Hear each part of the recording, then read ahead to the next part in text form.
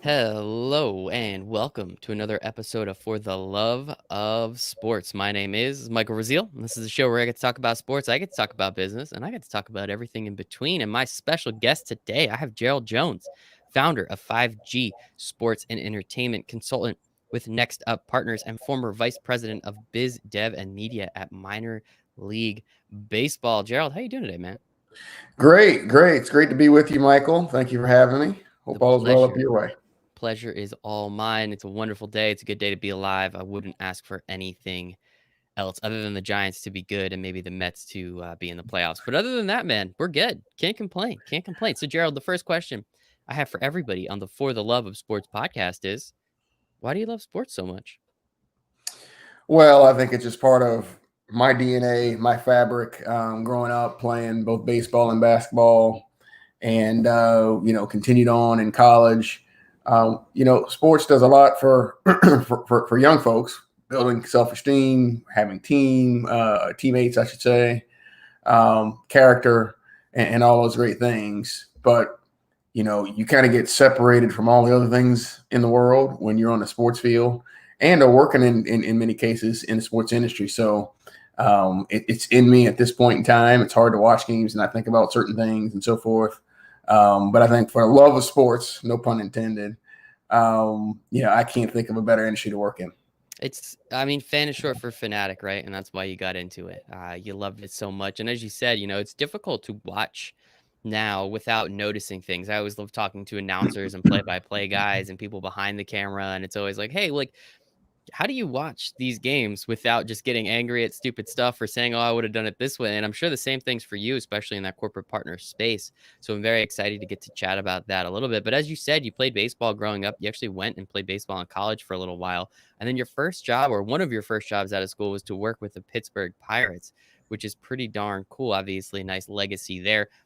Was that kind of the plan? Was that like, you probably weren't going pro, considering how many people get drafted in the MLB draft? Like, was that kind of the understanding? Like, hey, I'll at least go work in baseball for a little bit. That'll be fun. Well, I grew up in Savannah, Georgia, and played college baseball in Savannah, Georgia. And after my graduate work at Southern Mississippi, someone knew someone at the University of Pittsburgh. And so I got the intern briefly there. Simultaneously, there was a renaissance in sports in Pittsburgh at that time. They opened Heinz Field and my beloved PNC Park at that point in time.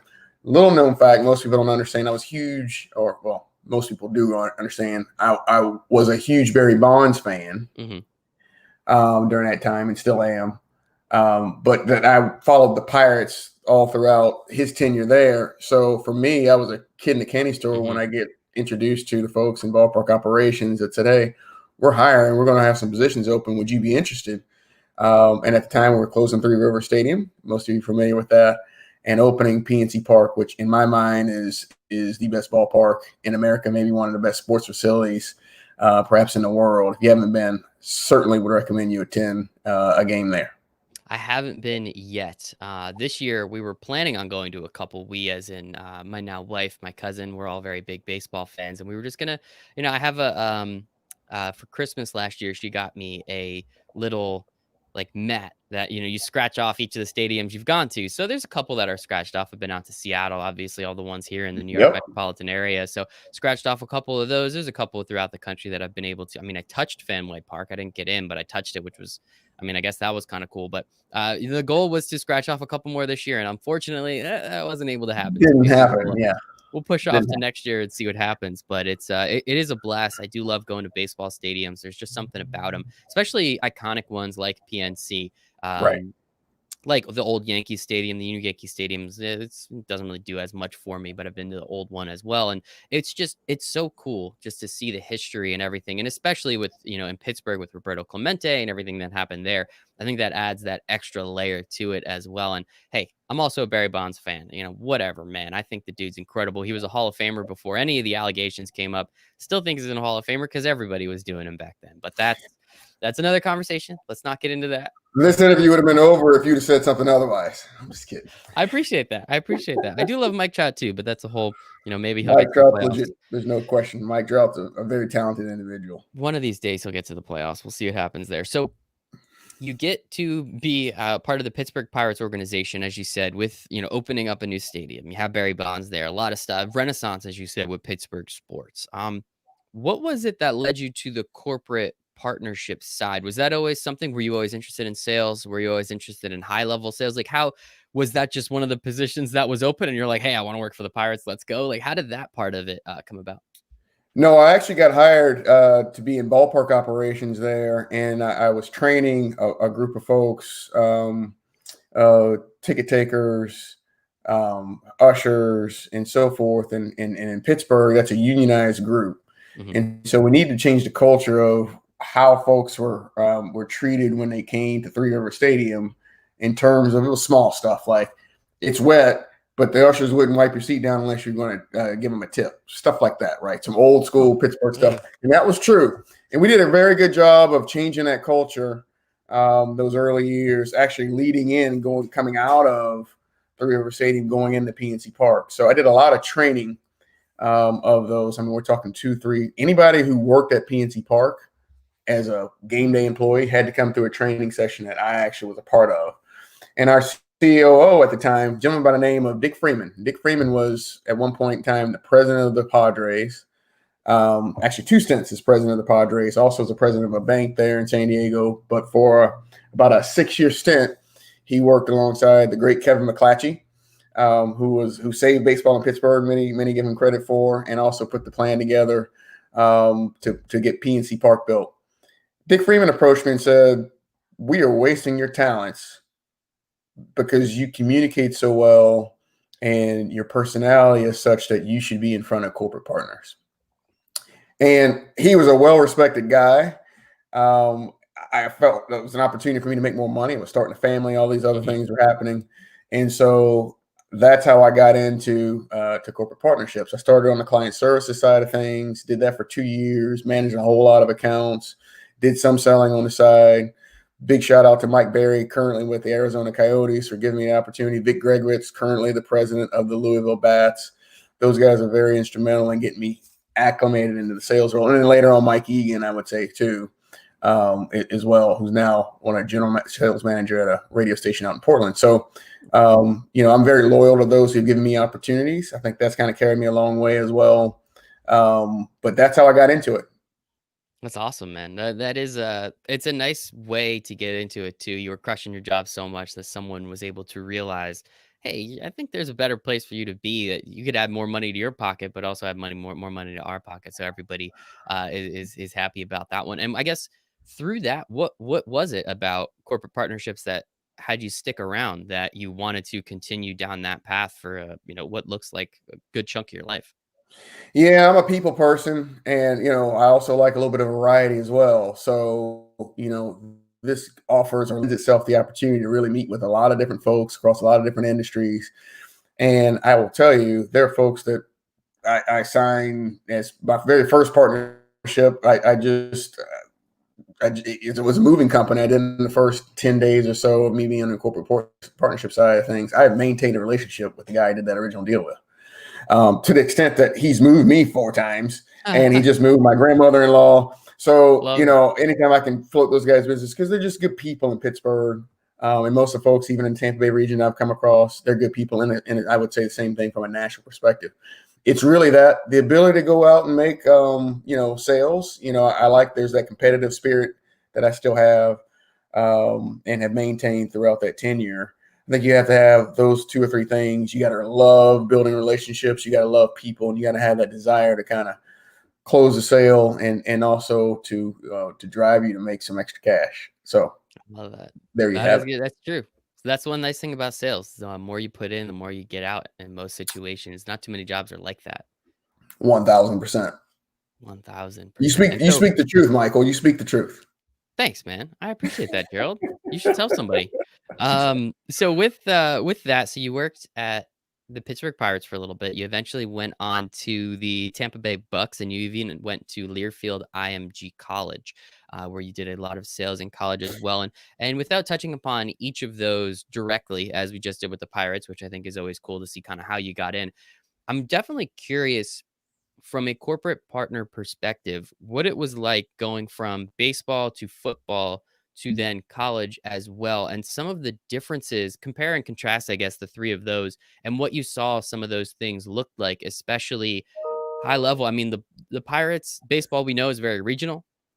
Football is regional, but it's the NFL, so we know the billions and billions and billions of dollars that are funneled through that. And then with college, we also know just kind of how, again, fan is short for fanatic, how fanatical college sports fans are. So I guess I'm kind of curious, like, what did you learn along the way at each of these three spots and some of the different similarities and differences as well? Well, you certainly get spoiled by all the luxuries of the National Football League. Yes, So, I'm sure. and the Glazier family, as well as Jeff Adgerluni, at the time, who ran corporate partnerships, they gave me a wonderful opportunity there. But the amount of food that you consume on road trips with the NFL, just the heightened, the heightened media and everything else around that franchise, which had enjoyed some successes there when I had come through with John Gruden and made some coaching changes out of Raheem Morris and so forth. And then on to IMG, first opportunity to run my own sales program, but also see kind of the impact of Power Five Division I athletics. And at that time, talk about conversions, Pitt was going from the Big East to the Atlantic Coast Conference. And why is that happening? Understanding the nuances of how, literally is on the bus behind Steve Peterson. Absolutely. It's definitely about money. It's all about the But money. sitting on the bus behind Steve Peterson, the athletic director at the time, when the news broke. So these are the things that you just go, wow, looking back on it now as to how that took place. The nuances and the differences between the two, the dollars is a big thing. And part of the reason why we did make that shift was dollars, but it was also the continuity of the conferences, right? So Pitt's thought process and initiative of wanting to make sure they were competitive in football or played in a competitive environment in football needed to be stabilized because the writing was on the wall of what was happening in college football at the time, right? So there have been folks like Ben Sutton, who's the leader of IMG, literally said, hey, there's probably going to be 5 or 6 power conferences and no one else. And he was pretty close to that, right? Mm-hmm. So the American and the Mountain West and Conference USA probably could join together in some capacity and form that 6th one. But Ben Sutton was almost 1,000% right. He saw that coming just through a lot of conversation with some power brokers in college sports. But there's nothing like the NFL. I would tell you they have maintained it. It's just, it's 1 day a week or 1 day a week for market. But the ratings, from a TV ratings perspective, from you name it, they are just on top of the world in many aspects of the sports and entertainment industry. Yeah. The collegiate space, I will tell you, specifically college football is right there as well. In terms of what I saw, not only in Pittsburgh, but I would say when you go to Notre Dame and you go to Virginia Tech and some of these other places, that this is the culture, right? I mean, this is what it is, and people live and sacrifice to get those tickets, and they want to get an RV and tailgate. Just it brings out the passions in folks that you wouldn't ordinarily see otherwise. And so that's the fun part of it. But there's hard work that goes into each and every one of those, from a sales perspective. No one's calling the Tampa Bay Buccaneers saying, hey, I want to be a sponsor or a partner. There's still work. The difference is, though, when you're the Tampa Bay Buccaneers, you get that phone call or that email back a little faster than you did at Pitt, or certainly with some of the groups that I'm working with now at 5G Sports and Entertainment, and so forth. So that's the fundamental difference, is that as a ticket sales guy, if I was in tickets, or a sponsorship guy, or any facet of the Buccaneers organization, when you call in this market, that phone call gets returned. Yeah, for the NFL, I could see that being, that probably makes your life a little easier. As you said, not too many people are calling you up, but at least you're getting those phone calls. You have the opportunity to make the sale, and obviously you've been doing a pretty darn good job at this point. So I'm sure a couple more sales came through, and it is really interesting, again, kind of comparing and contrasting the three, because baseball is such a regional sport, right? And then football is, as you said, it's 1 day a week, and especially now with Red Zone and fantasy football, and now sports betting, it's becoming bigger and bigger from a standpoint that I'm going to watch the Thursday night game tonight. As of recording, it's the Jets versus the Broncos. It's going to be Right. awful. But I have skin in the game now. So now Right. I kind of want to see whether it's going to be a blowout or not. I mean, I'm watching, the fourth quarter of that Kansas City Ravens game because I have Patrick Mahomes as my quarterback and I want to win my fantasy matchup. So there's so many extra implications now with the NFL that they did a great job in leading into all that stuff. And now they're really leaning into the sports betting aspect too, which again, Right. casual fans, you put $5-10 on a game, you can win another 5 or 10. Hey, that's a couple beers. Why not? Let's see what happens. So I think it is Absolutely. interesting. I think it is interesting. I'm excited to kind of see how that industry continues to go. And then, as you said, with college, how did you see, especially so going from team to team to, I guess, then agency? What was that aspect of it like, too? Going from, hey, I'm selling the Bucks and this is what we're doing and this is why we're doing it. And now you go to Learfield where it's more of, you have a portfolio of opportunities to sell where I think as you said, you kind of manage that sales. You were the sales director there. It sounded like what Correct. was the difference and how did you give me some comparison contraction between, one team and one market to, hey, now I have everything I can sell. Well, my focus primarily there, which subsequently is funny because you kind of segued into the next part of my career. Nice. But that was my first foray into managing a sales team, but also of selling into multiple properties. So you make a very, very good point. And being a part of the senior leadership team at the University of Pittsburgh's athletic department, you got to see things that I ordinarily would not have seen until you elevate to a certain level. I would tell you in that market of Pittsburgh, I had some experience because of all my tenure with the Pirates. So it was a really easy transition for me to come back into that market and do quite a few things. What you learn though is hey, during baseball season in Pittsburgh, I was the only game in town. As a sales leader, my competition really was it was the Steelers, Hmm. same time period, right? And not only that, the Steelers had primary rights for the real assets of value outside of IP at Heinz Field. So you kind of had one strike against you in Hmm. many ways. But you also had the Penguins you were competing with. And then you also, because I also had basketball too, that I was, Pitt basketball was really good during that Jamie Dixon era. And he had them rolling and enjoyed 2 or 3 NCAA tournaments right along with them. So there's that part of that component. But what you forget is Pittsburgh's kind of right in the center. You still had Ohio State folks and folks that control dollars. Penn State, certainly, you can't forget about those guys. They kind of have a stronghold across the state. And you also had a school 77 miles south of Pittsburgh called West Virginia. Hmm. And a lot of influence there with those Mountaineers. And so it was a competitive nature, certainly a market that had a lot of Fortune 500 companies, or still does, Dick's Sporting Goods and GNC and PNC and PPG, and I can go on and on and on. But we did well. We set records there. We did quite a few things. Personally, I was able to start doing some things where I was invoking multiple properties into deals. And it was kind of the first foray into that and kind of led on to the next couple stops that I had.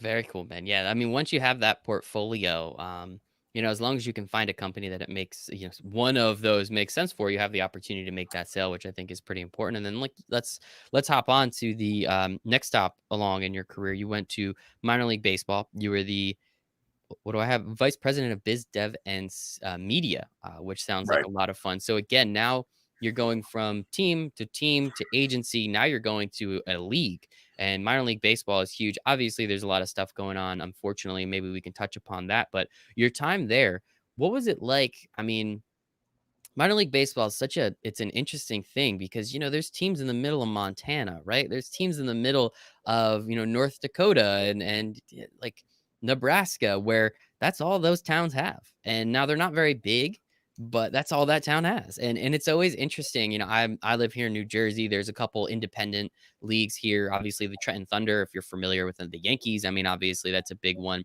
So it's just always so interesting because it's so fun, right? It's like $10 for a ticket, $5 for a beer, $3 for a hot dog. You can get out of there spending less than $20 and having a great time. And so, how were you able to position minor league baseball in a way where you want these corporate partners to come in, knowing that the eyeballs quite aren't as much, but there's still a huge opportunity for these companies to make an attraction and make a connection with the teams and with the people that are still going to those games?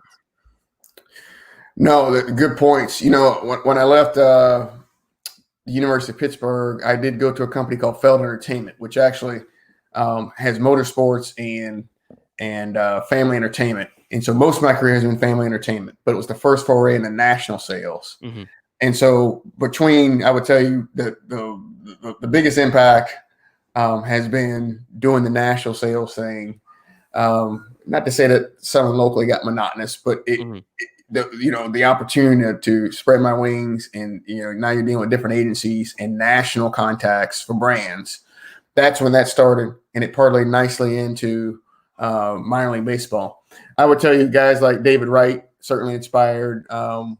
Everything that kind of took place at minor league baseball. He really kind of reconfigured how the commercial model was set up across the minor league baseball landscape. So for years, trying to aggregate assets across 160 teams was a challenge, and I think he was able to come and do it and set the stage based on what he had done at MLS. Hmm. And me and the team there had a really simple mission, and it's to try and find brands, bigger brands, great, challenger brands, all the same, to where they would understand, hey, this is the soul of America's pastime across many of these markets. They are the only game in town in many of these markets. And we had some very good ones too. I mean, we're talking Sacramento, Las Vegas, Columbus, Louisville, Indianapolis. I mean, there's some marquee markets, and we're in some of the bigger markets too. Chicagoland, in New York City with Brooklyn, and you talk about Nashville, Hmm. Atlanta. And so we had a story to tell. It's a little unfortunate what's happening now, obviously, and the landscape is going to change ever so slightly. Still waiting on some of the results. All indicators show there's going to be a reduction of Hmm. teams officially affiliated with minor league baseball, and Major League Baseball may or may not take over the operation that once existed. So we'll have to wait and see on that. What the end result is. My hope is that most of the teams have some place and some affiliation. That's out of my control at this point in time. Hmm. We'll see what happens. The biggest thing is to get butts back in seats, because the business model as it sits here today doesn't help those owners be successful without fans in the stands. There's not a strong media component right at this stage. We were working through that Hmm. with Octagon and some other agency folks to try and help us get to a point where there was a value proposition for a distributor to kind of come on and rock and roll with us. But so then things got halted, obviously, by the pandemic, and so hopefully, this will be a positive end result for most of the owners, if not all.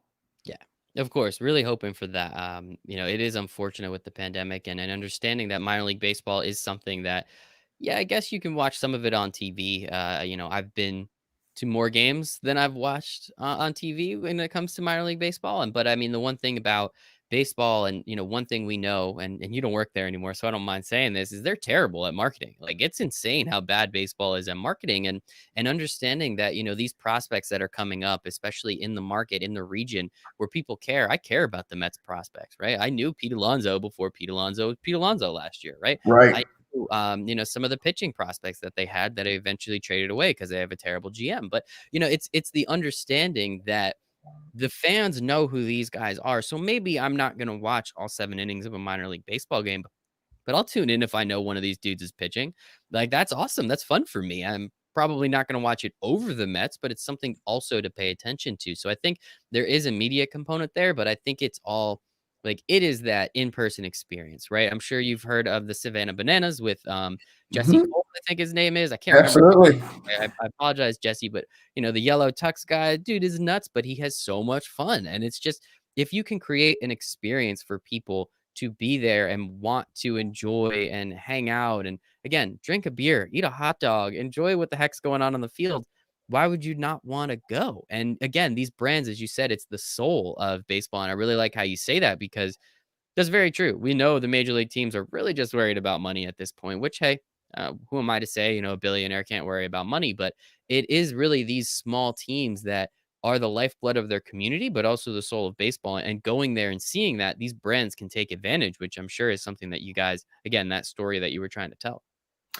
Yeah, no, I totally agree with you. I will say, there was a lot of effort with the marketing team there at minor league baseball, social media group and so forth that really tried to push and work with teams to kind of increase, Mhm. hey, this is happening, this guy's doing this, and Yep. so forth. So there was a lot more of that going on in the last 3 or 4 years than maybe in years past. Um, I think the model was probably the NBA, and the NBA does an Mhm. extremely good job across all areas of business, candidly. Mhm. Whether it be social justice or social media, how they market their players and so forth. Trust me when I tell you this, a Mhm. lot of hard work had been done within the confines of that St. Petersburg office to get better at those things, Michael. So it's great that you actually acknowledge that. And it is a baseball industry thing too. We talk about Mike Trout. Mhm. We talk about all of the other great ones that are out there currently. The Yankees are stacked with them. The best team in baseball may be the Tampa Bay Rays, but can you name one player outside of Tampa Bay Rays, right, on that team? Maybe I got Blake Snell. 4. He was Tyler Cy Young. Glasnow, Brandon Lau or Lowe, and then Nate Lau or Lowe. Don't actually know how to say either of their last name. And That's the then, yeah, problem. Blake Snell. Oh, Charlie Morton. Charlie Morton was on my fantasy baseball team, so he pushed. Two of those, like I think half of those are former Pirates. So way to Yep. stick it to me. But that's neither here. Austin Meadows. There's another one. Sorry. But right. But that's neither here nor there. Yeah. The real issue is okay. Here you have a team who probably could win it could be them and the Dodgers in the final. They've already advanced to the Mhm. division series, and you don't know who they are. So that's a problem. But you probably know who's on the Miami Heat. You probably knew who was on the Milwaukee Bucks. You probably knew you can name 3, 4, 5 players on a 13-man roster for a lot of these teams, and you can't do it with some of these major league teams. So it's an industry thing I think we're working through. The way things are structured in the baseball industry now from a player development perspective and the way salaries work based within the framework of your market, you have 3, 4, 5 years of control with a guy, and then you can kind of pass it on the buck and hope that your development has pushed Mhm. the next great player or potential star your way. And so you hold those salaries down or keep your budgets down and so forth until the next group can kind of revolve. The Rays have been extremely successful with it. How that plays into how you market folks is interesting too, because they go to those bigger markets. I'm not telling you anything you don't know, and they get the bigger salaries and so forth. Very critical players union negotiation coming up that it's already begun, candidly. So we'll see some changes and perhaps patches on sleeves or on Mhm. shirts, excuse me. How players, how much of that money comes back to them. So this will be an interesting time period. I think we're starting to evolve, or the baseball industry is starting to evolve a little bit more as we kind of go along and getting out of that old guard and realizing that if we don't do it, that money's going to the NFL, it's going to the NBA, Mhm. it's going to now MLS, it's going to quite a few other places, and so esports and all the other things. So there's a variety of opportunities within the world of sports. Baseball's missed out on a handful. Betting, you're starting to see that kind of come in Mhm. the fold. So the debate in Cincinnati will be, well, you should put Pete in, So it's interesting because it does offer some topics of discussion moving forward. It really does, and that's baseball is my favorite sport, and it's not even close. And that's the most frustrating thing for me is to see how consistently wrong they are. It's just always doing the wrong thing. And I mean, I'm a Mets fan, so I'm very familiar with someone just consistently going and doing the wrong thing, and it's just very frustrating from a player marketing standpoint, from a, trying to make the game enjoyable standpoint. Like I just don't understand why they do it, and I'm sure you being in the inside, you know a little bit more. I'm not a very big fan of Rob Manfred, so if you want to say something nice about him, you're more than welcome. You don't have to, but you're more than welcome. And it's just so frustrating sitting and seeing again, as you said, all these other sports, what they're doing. Don't recreate the wheel, guys. Like we don't have to do something that's not already being done. As you said, for the last few years, you're trying to pay attention to that NBA model and do that. Like, yes, that is what you should be doing, and you should be taking from the NFL and what they're doing, and think more like a startup, from the esports perspective or the MLS perspective, because esports is going to take baseball over. And I don't really think it's going to be close pretty soon. And baseball is supposed to be America's pastime, and not that many people care about it. the whole playoff system now is going to be out of whack. And I mean, this year, we can kind of almost throw that out. It's unfortunate, but I don't know, man. Yeah. Is there a shot for Well, baseball in the future? Because I'm well, really, well really hoping there is. let me say this. There's a lot of great people up in New Of York course. trying Of to course. to advance the game, right? So you have the pace of play Mhm. issue, you have the diversity issue, trying to get back to where you were, back in 1975 when I think it was 47% of the league was African American. Um, you have a variety of the competitive balance issue as well, and so I think they worked tirelessly.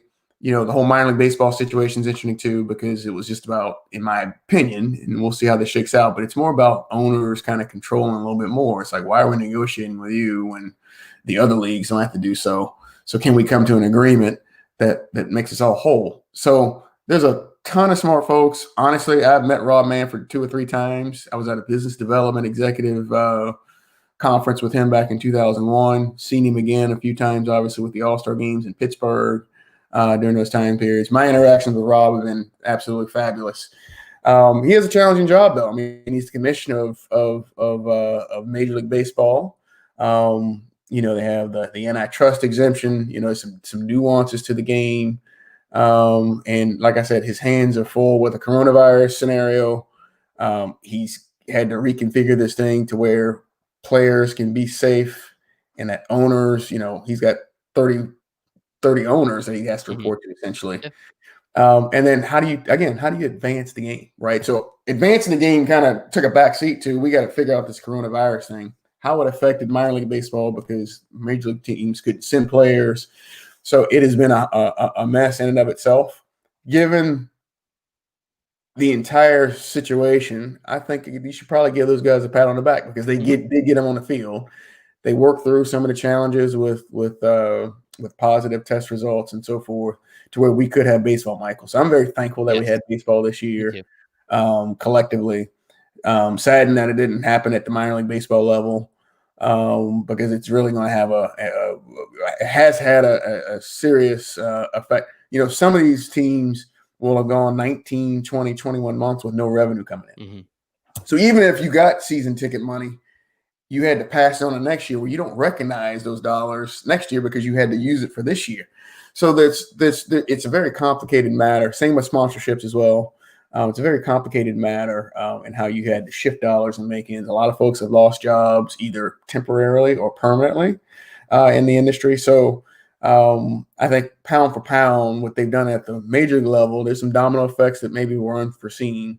But to get them on the field and get them rocking and rolling and live up to the TV contracts, and get our major league players on the field, I think was the priority.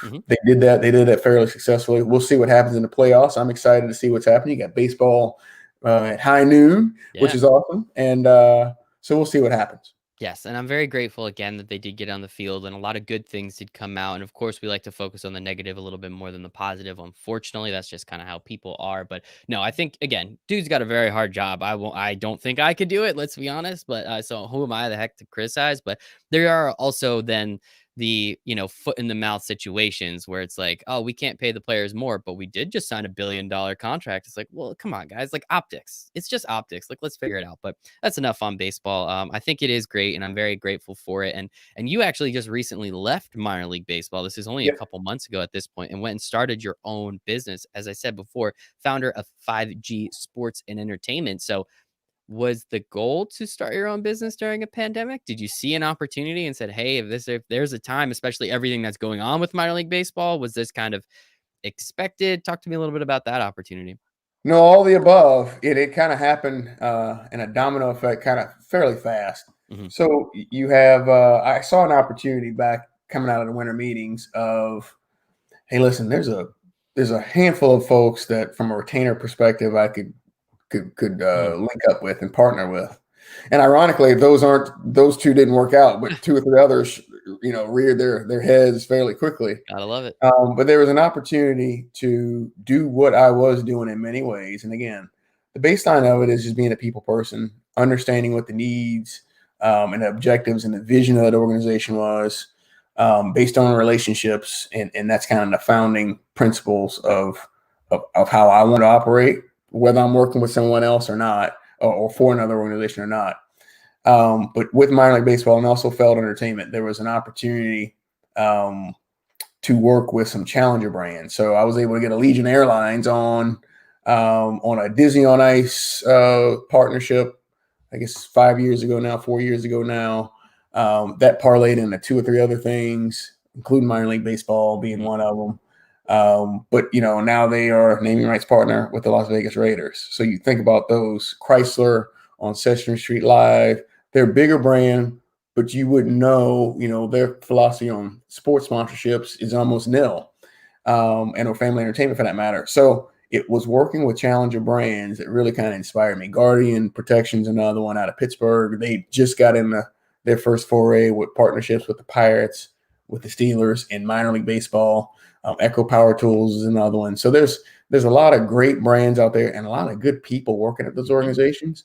And they may or may not have understood what activation meant. They may or may not have understood what, hey, you don't have to necessarily do signage to accomplish your branding needs and so forth. And so working with folks like that is really what attracted me. And I would tell you, so far, it's been great. Now you tack on the NextUp Partners scenario.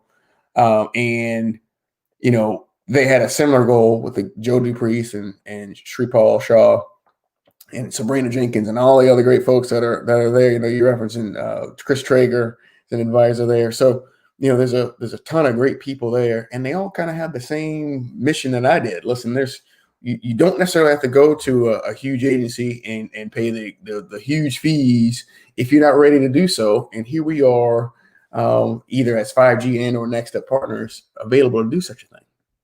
I love it, man. Yeah, I think it is the NextUp Partners system, project, initiative, whatever we want to call it. I think it is really interesting, especially because you're bringing together so many people that have been at the highest level of sports, and now you kind of want to do your own thing, right? Joe was the CMO of the Washington Wizards and the Washington Capitals.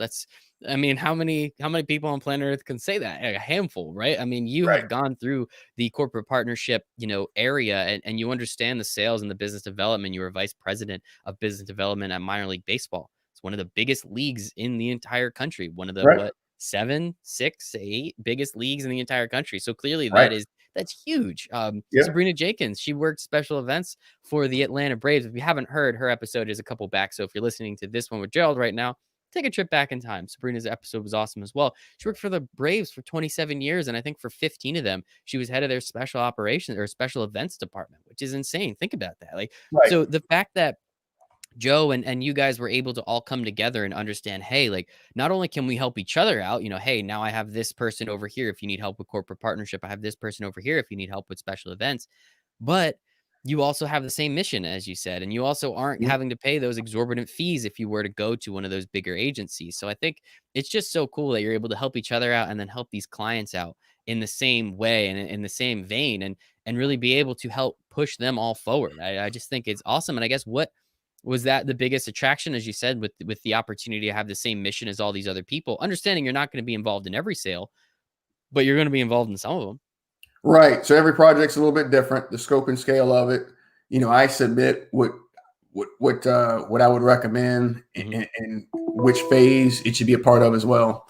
So that's kind of been the overarching thing. For me, it was like that first conversation with Joe Dupriest. If for those of you who haven't met Joe Dupriest or haven't seen one of his podcasts, whenever that's going to happen, you need to. It already happened. You can go listen to that one too. Oh, you can go listen to Joe Dupriest. Yeah, so Joe is a sharp individual, to your point, well-versed in the industry with his time in the Washington, D.C. area. Now he's in Atlanta. I've got Georgia ties. So, we immediately start talking about Georgia versus Georgia Tech because I grew up a Georgia football fan.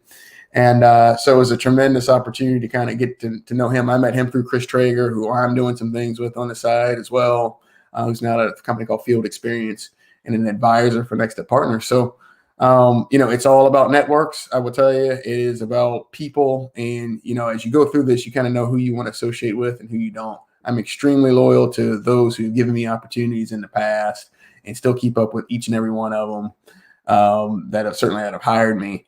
And so this next round and what I'm in now is, the work from home. I love where I live in the Sarasota, Bradenton, Florida, Tampa Bay region, which right now is on top of the world sports wise with the Lightning, and could be the Rays, and I'll cross my could fingers, be man. the Buccaneers. You never Oh, know. yeah. So we'll see what happens with this. The writing's on the wall that we're on a great path early on. All early indicators show that, both with 5G Sports and Entertainment as well as with NextUp Partners. NextUp Partners kind of that next level up. For me, it's about, hey, individual relationships that I've had and taking on 2 or 3 projects at a time and kind of moving those forward. So big picture, I've also aligned with another group that's got karate camp combat, and maybe doing some FIBA stuff, and FC Cincinnati with some more relationships, and a family entertainment group out of Los Angeles called Kilburn Live. So I stay busy, but I'm doing it with people that I like, and that's the biggest thing. I mean, John Sanford at Kilburn Live and Mark Manuel, that ownership group, they're innovators in their own right. You turn the page, and these guys at Karate Combat think they have the next UFC. And I agree with it. And so to be a part of some of these projects early on and rock and rolling is something special. NFC Cincinnati moving into a new venue in West End Stadium there, in that part of town. They've gotten a lot of fanfare. They've sold a lot of tickets and so forth. We hope those fans can actually go sit in their seats at some point in time in the near future. But to be a part of some of these things, just adding layers to what I'd say an already successful and fun career. I love it, man. I think it is just so much fun for you, as you said, before, it was one team, then it was kind of a little bit of an agency, then it was a league, and now you pretty much you can open your book wide up and go help whoever, however you feel, and you've had the experiences, you have the wisdom, you have the knowledge on how to do that. As you said, you can teach these people some things that they don't know, especially these challenger brands, these smaller brands, especially on that individual level. And that is service, man. And then again, being able to then work with Next Up, so you can work on some slightly bigger projects along the way. Sounds like you get to fulfill all those, check all those boxes. So I think that part's pretty awesome, man. But thank you, Gerald Jones. This has been absolutely fantastic. Where can everybody find you on the internet in case they want to reach out or ask you a couple questions? Absolutely. We're on all social media channels under 5G-SE.com. That's the website. And then certainly on LinkedIn, Twitter, as well as Facebook and Instagram. So we're in all those places. And obviously we're on the same with NextUp Partners as well. So reach out and we'll be happy to answer any questions you guys may have. I love it. Thank you so much, Gerald. You can find me at Michael Rasile 1, but this was absolutely fantastic. Excited to get this out to the people a little bit more, and hopefully you guys can help some more of these brands. Really appreciate your time today, Gerald. Absolutely. Thank you, Michael.